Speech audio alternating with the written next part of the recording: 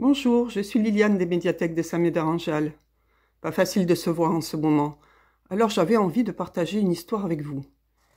Et en cette période un peu folle, j'avais envie de vous raconter une histoire que j'ai écrite, que mon fils Julien a commencé à mettre en image et que je dédie à mes petits-enfants, Marin, Noah, Margot et Arthur.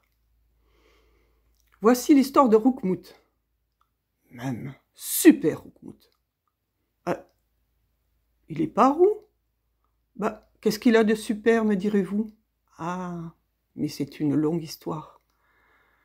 Voici Mout 63. C'est ainsi qu'il s'appelait. Il broutait paisiblement, avec ses semblables, dans les alpages, l'herbe fraîche de ce bel été, quand brusquement, les nuages noirs s'accumulèrent dans le ciel. Le ciel se zébra d'éclairs, un terrible orage commença. Et brusquement, il y eut un flash suivi d'une détonation énorme. Et la foudre s'abattit sur Mout 63. Il fut instantanément transformé en une sorte de boule hirsute et rousse. Et le pire, c'est qu'il bêlait comme une souris. Ou du moins, il couinait. Les autres moutons, remis de leurs émotions, se tournèrent vers lui. Et là, ce fut l'hilarité générale.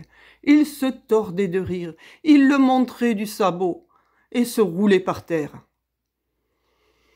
Et ainsi, Mout 63 devint la risée de tout le troupeau et on le rebaptisa Roukmout. Le temps passa, la pluie, la grêle, la neige, rien n'y fit. Il restait toujours une boule rousse, hirsute, et le pire, c'est qu'il continue à couiner comme une souris. La nuit venue, lorsque le loup terrorisait le troupeau, ils se pelotonnaient tous les uns contre les autres pour se tenir chaud. Tous, non. Roukmout restait à l'écart, désespérément. Alors, Roukmout décida d'en finir. Il se mit en quête du loup. Le loup n'était jamais bien loin de son garde-manger.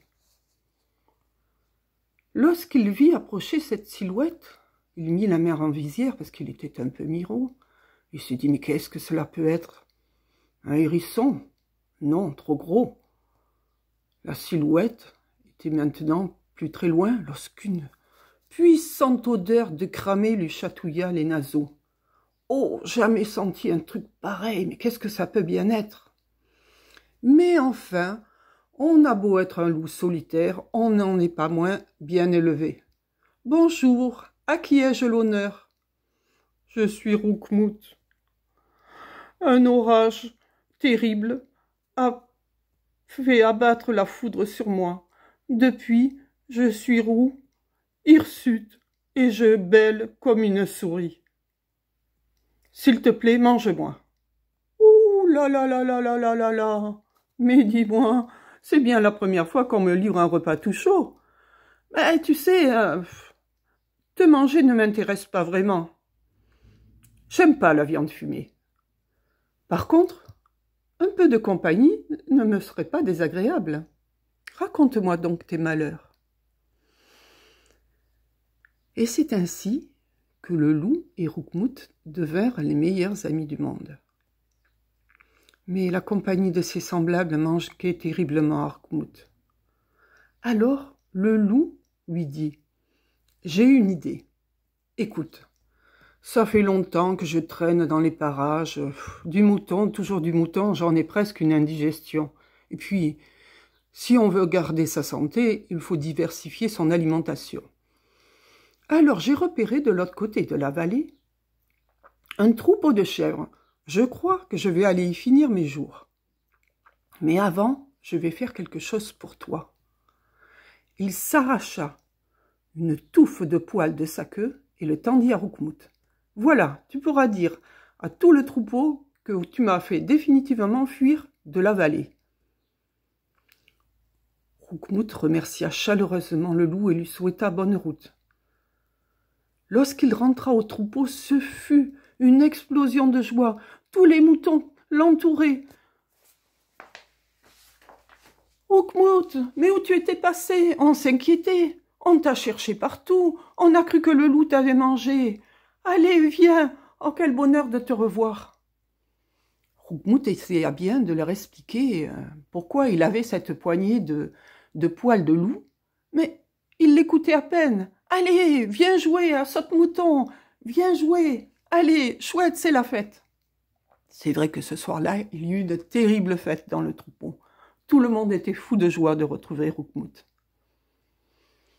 Et le temps passa, et petit à petit, les moutons s'aperçurent qu'effectivement, le loup ne venait plus terroriser le troupeau. Et à partir de ce jour-là, Roukmout s'appela Super Roukmout. Et la vie reprit son cours, encore plus belle qu'avant. Voilà, j'espère que cette histoire vous aura plu, on ne sait jamais.